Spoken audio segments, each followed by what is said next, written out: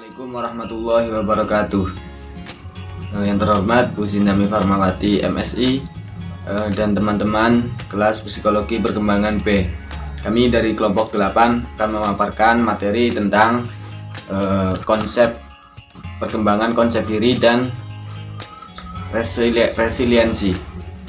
Untuk yang pertama, saya sendiri nama Tubagus Ahda Tamimi, NIM 2119-164, dan ada yang kedua yaitu M Masduk Muafikin, NIM 2119-166, dan ada yang ketiga yaitu Novia Dewi Kusuma, NIM 2119-193, dan ada yang terakhir yaitu Maulana Zidni dengan NIM 2119-364. Langsung saja untuk materi pertama, pengertian dari perkembangan konsep diri dan resiliensi.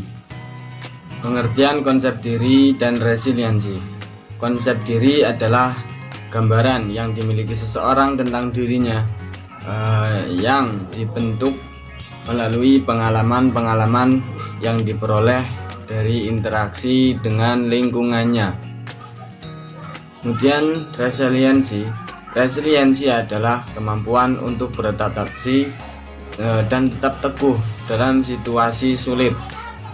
Resiliensi itu sendiri dibangun dengan atas dasar 7 kemampuan yang berbeda, dan hampir setiap individu tidak keseluruhannya bisa memiliki kemampuan tersebut untuk dicapainya dengan baik. Kemudian ada faktor-faktor yang mempengaruhi perkembangan konsep diri. Konsep diri menurut Fitch itu dipengaruhi oleh beberapa faktor. Yang pertama adalah pengalaman, terutama pengalaman interpersonal yang memunculkan perasaan positif dan berharga. Kemudian kompetensi dalam area yang dihargai oleh individu dan orang lain. Terus ada aktualisasi diri, implementasi dan realisasi dari potensi yang sebenarnya. Nah, menurut Coppersmith itu ada 4 faktor yang berperan dalam pembentukan konsep diri, yaitu yang pertama faktor kemampuan, yang kedua faktor perasaan, yang ketiga faktor kebijakan, dan yang terakhir yang keempat itu faktor kekuatan. Itu saja dari saya. Terima kasih. Saya Novia Dewi Kusuma, NIM 2119-193, akan menjelaskan poin selanjutnya, yaitu hubungan antara konsep diri dengan resiliensi. Yang pertama, konsep diri. Konsep diri merupakan salah satu faktor inter dan juga merupakan suatu fondasi yang sangat penting untuk keberhasilan seseorang. Bukan hanya keberhasilan dalam bidang akademik, melainkan yang lebih penting adalah keberhasilan hidup. Karena konsep diri merupakan pandangan seseorang terhadap dirinya sendiri.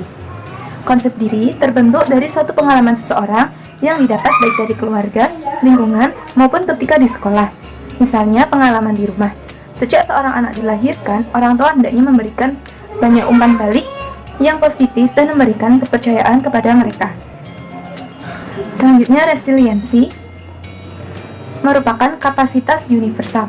Resiliensi pada kemampuan untuk mengatasi perubahan yang mengganggu secara terus-menerus pada tingkat yang tinggi melalui cara yang baik, memungkinkan kesehatan dan energi yang baik ketika berada di bawah tekanan, bangkit kembali dari keterpurukan dengan mudah, mampu mengatasi kesulitan-kesulitan atau adversities, menggunakan cara baru dalam melakukan suatu hal dan menjalani hidup ketika cara yang lama tidak tepat lagi, serta melakukan semua ini tanpa melakukan hal yang mengganggu dan berbahaya.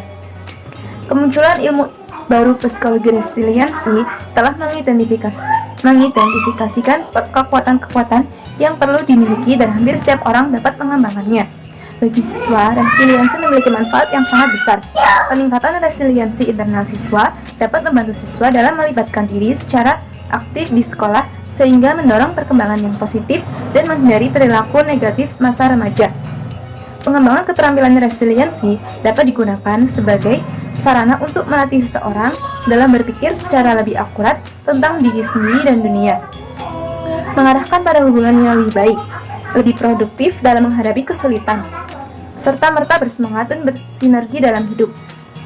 Jadi, hubungan antara konsep diri dengan resiliensi itu semakin positif konsep diri, maka semakin tinggi resiliensi. Semakin negatif konsep diri, maka semakin rendah resiliensinya. Warahmatullahi wabarakatuh. Perkenalkan, nama saya Maulana Sini, NIM 2119364. Saya akan menjelaskan poin D, yaitu upaya pengembangan konsep diri dan resiliensi pada siswa SD sampai SMA. Anak yang tumbuh dan dibesarkan dalam pola asuh yang keliru atau negatif ditumbuh dengan lingkungan yang kurang mendukung, cenderung mempunyai konsep diri yang negatif. Hal ini adalah karena ada cenderung menilai dirinya berdasarkan apa yang ia alami dan ia dapatkan dari lingkungannya. Jika lingkungannya memberikan sikap yang baik dan positif, maka anak akan merasa dirinya berharga. 1. Konsep karakteristik konsep diri anak usia dasar sekolah dasar. Perubahan ini dari konsep diri anak usia sekolah usia 6-12 sebagai perubahan yang dalam konsep diri anak usia sekolah dasar awal masuk sekolah dasar. Langsung saja ke karakteristik. Yang karakteristiknya internal, berbeda-beda dari anak sekolah usia dari lebih mengalami dirinya sendirinya melalui karakter internal dirinya melalui karakter eksternal. B.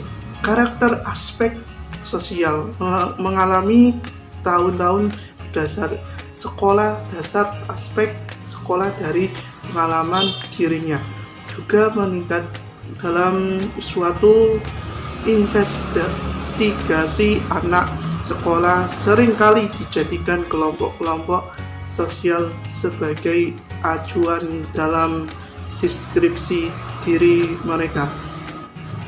Karakter perbandingan sosial, pemahaman diri anak-anak usia sekolah dasar juga mengacu pada perbandingan sosial. Pada tahap perkembangan ini, anak cenderung membedakan diri mereka dari seorang lain secara komparatif daripada secara absolut. Pengembalian perspektif. Tahap pengembalian perspektif ini dari usia 3-6 tahun cenderung perspektif yang sentratif. Anak merasakan adanya perbedaan dengan orang lain, tetapi belum mampu membedakan antara perspektif sosial, pemikiran, perasaan orang lain, dan perspektif diri sendiri. Usia selanjutnya yaitu 6-8 tahun. Anak sadar bahwa orang lain memiliki suatu perspektif sosial yang didasarkan atas pemikiran orang itu, yang mungkin sama atau berbeda dengan pemikirannya. Yang ketiga yaitu 8-10 tahun. Anak sadar bahwa setiap orang sadar akan perspektif orang lain, dan bahwa kesadaran ini memenuhi pandangan dirinya dan pandangan orang lain. Sampai usia 10-12, anak remaja menyadari bahwa baik diri sendiri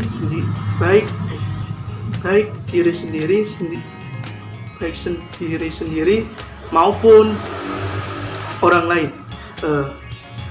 Dapat memandang satu sama lain secara timbal balik dan secara serentak sebagai objek.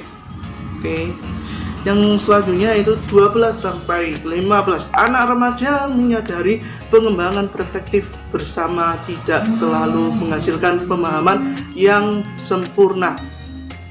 Saya presentasi kelompok kami. Mohon maaf apabila ada tutur kata yang tidak berkenan. Mohon maaf sebesar-besarnya. Wassalamualaikum warahmatullahi wabarakatuh.